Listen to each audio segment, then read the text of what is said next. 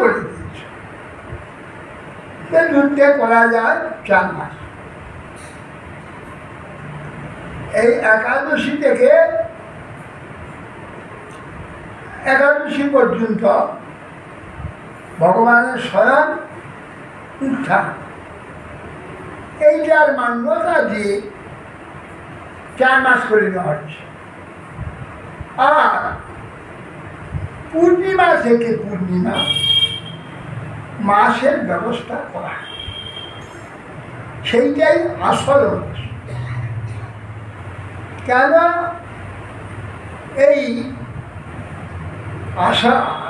আষাঢ়া নক্ষত্র, উত্তরাষাঢ়া নক্ষত্রে যে পূর্ণিমা হবে, আষাঢ় শ্রবণা নক্ষত্রে যে পূর্ণিমা হবে শ্রাবণ,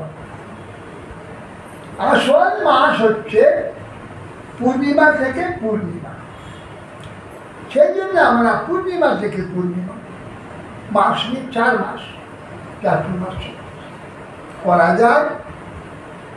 ভগবানের স্বয়ং উত্থান মান্যতা দিয়ে সেটা করা যায়, এই জন্য 2 ভাগ। ব্রতটাও ঠিক টাইমে ভাঙা হবে না। হ্যাঁ, একাদশীতে এ করলে একাদশীর দিন ব্রত ভাঙতে পারবে না, না পরের দিন